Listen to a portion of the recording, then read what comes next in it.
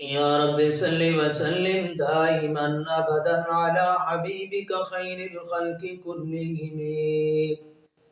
هو الحبيب الذي ترجى شفاعته لكل حول من الأحوال مقتحم.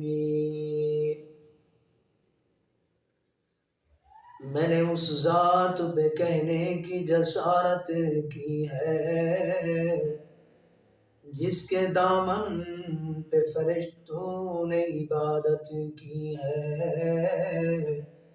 کس کو زیبا ہے کہ میرے آقا کے مقابل ہے. میرے آقا نے تو نبیوں کی امامت کی ہے. اللہ اللہ کیا تھے وہ لوگ جنہوں نے چلتے پھرتے میرے آقا کی زیارت کی ہے. حاضرین و ناظرین، آج کا ہمارا درس نماز کی اہمیت اور نماز کی فضیلت کے متعلق ہے. اللہ رب العزت نے قرآن پاک میں بہت ساری جگہوں پر نماز کی اہمیت کا تذکرہ فرمایا. مختلف انداز میں فرمایا اقیموا الصلاۃ وآتوا الزکاۃ، نماز قائم کرو. کہیں فرمایا وارکعوا مع الراکعین، اور کہیں فرمایا ان الصلاۃ تنہی عن الفحشاء والمنکر. مختلف انداز میں اللہ رب العزت نے نماز کی اہمیت کو بیان فرمایا. نماز اہم ترین عبادت ہے. قیامت والے دن سب سے پہلے اللہ رب العزت اسی نماز کا حساب کریں گے. اگر ہماری نماز اچھی نکل آئی تو بقیہ اعمال بھی امید ہے اچھے نکلیں گے. تو آج ہم آپ کے سامنے لاتے ہیں نماز کی اہمیت کے متعلق پیارے پیغمبر صلی اللہ علیہ وسلم کے فرمان. حضور پر نور جناب نبی مکرم صلی اللہ علیہ وسلم نے فرمایا اقام الدین اقام الصلاۃ و اقام الدین، جس نے نماز کو قائم کیا اس نے دین کو قائم کیا. فرمایا کہ من ترک الصلاۃ، جس نے نماز کو چھوڑ دیا، وہدم الدین، اس نے دین کو گرا دیا. کتنی سخت قسم کی وعید ہے اللہ کے پاک پیغمبر صلی اللہ علیہ وسلم کی. فرمایا نماز کو قائم کرنے والا دین کو قائم کرنے والا ہے، نماز کو چھوڑنے والا دین کو گرانے والا ہے. حضور جناب نبی کریم صلی اللہ علیہ وسلم نے چھوٹے بچے کو بھی نماز کی ترغیب دلائی ہے، نماز کا حکم فرمایا ہے. جب بچہ 7 سال کا ہو تو فرمایا اسے حکم دو، 10 سال کا ہو تو اسے ڈانٹ ڈپٹ کرو، اسے بھی نماز کا حکم دو. یعنی اتنی اہم ترین چیز نماز ہے. یاد رکھیے گا نماز کسی صورت میں بھی یہ معاف نہیں ہے، چاہے بندہ سفر میں ہو یا حضر میں ہو، مقیم ہو، مسافر ہو، مجاہد ہو، بیمار ہو، جیسا کیسا ہو، کسی حالت میں بھی نماز کی معافی نہیں ہے. اس لیے اللہ کے پاک پیغمبر صلی اللہ علیہ وسلم نے بچوں کے لیے فرمایا مروا اولادکم بالصلاۃ، مروا اولادکم بالصلاۃ وہم ابناء 7 سنین. فرمایا کہ اپنے بچوں کو 7 سال کی عمر میں نماز کا حکم کیا کرو. 10 سال کی عمر میں نماز نہ پڑھنے کی وجہ سے مارو، ڈانٹ ڈپٹ کرو. ٹھیک ہے. اللہ کے پاک پیغمبر صلی اللہ علیہ وسلم کو اللہ رب العزت نے حکم دیا کہ آپ اپنے گھر والوں کو نماز کا حکم دیں. وَأْمُرْ أَهْلَكَ بِالصَّلَاةِ، اپنے گھر والوں کو نماز کا حکم کریں. وہ پیغمبر جس کے لیے اللہ نے کائنات کا نظام سجایا. حدیث پاک میں آتا ہے لولا محمد لما خلقتک، اللہ تعالیٰ نے زمین و آسمان کا نظام پیارے پیغمبر صلی اللہ علیہ وسلم کے لیے بنایا ہے. ایسا پیغمبر، اتنی شان اور عظمت والا پیغمبر، اس پیغمبر کو اللہ فرما رہے ہیں کہ آپ پہلے اپنے گھر والوں کو نماز کا دعوت دیجئے، نماز کی تبلیغ کیجئے. اب ہم تھوڑا سا اپنے گھروں میں چکر لگائیں، دیکھیں ہمارے اندر کتنی کمزوری ہے کہ ہمارے گھر کے کتنے افراد نماز پڑھ رہے ہیں. کتنی کمزوری ہے. بہت سارے لوگ نماز کی پابندی نہیں کرتے. ٹھیک ہے. اور مرد حضرات اکثر نماز میں نہیں، مسجد میں نہیں آتے. عورتیں گھروں میں نماز نہیں پڑھتی تو گھر میں بے برکتی آتی ہے. اس لیے فرمایا کہ نماز کا اہتمام کرو، نماز کا اہتمام کرو. جیسا کہ ایک بہت مشہور واقعہ ہے، کیونکہ اللہ تعالیٰ نے ہر مشکل ترین چیز کا حل نماز میں رکھا ہے.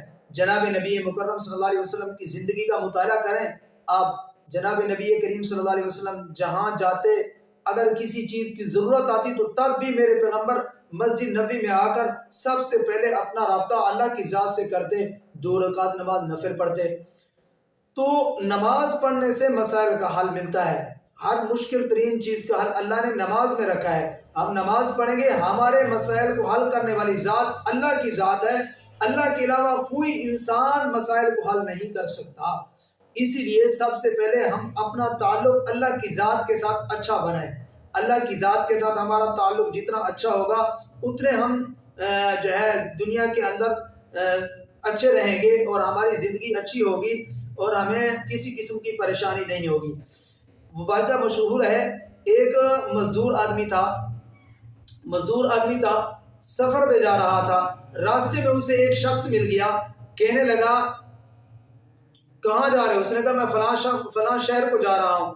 تو اس شخص نے کہا اگر ایسا ہو سکتا ہے کہ آپ مجھے بھی اپنے خچر پہ سوار کر لیں, میں بھی آپ کے ساتھ چلتا ہوں, میں نے بھی فلاں جگہ پہ جانا ہے. اس نے کہا ٹھیک ہے. چلتے چلتے جب اس شہر کے اندر قریب گئے تو اس سوار نے کہا اس مزدور کو جو راستے میں ملا تھا, فرمایا کہ یہاں سے جو 2 راستے نکل رہے ہیں, ایک راستہ شہر کے اندر جاتا ہے اور ایک تھوڑا سا باہر جاتا ہے, یہ بالکل مختصر ہے. اس مزدور نے کہا میں نے تو کبھی یہ راستہ نہیں دیکھا. اس نے کہا یہ بالکل قریب راستہ ہے, میں اس راستے سے کافی دنوں سے گزرتا ہوں, اس راستے سے چلتے ہیں. مزدور نے کہا ٹھیک ہے, اچھی بات ہے, تھکاوٹ بھی نہیں ہوگی, راستہ بھی بالکل مختصر سا ہے اور جلدی ہم اپنی منزل پہ پہنچ جائیں گے. لیکن جو ہی آگے گئے تو وہ راستہ جیسے ہی تھوڑا سا شہر سے آگے گزرا تو وہ جنگل کو جا رہا تھا.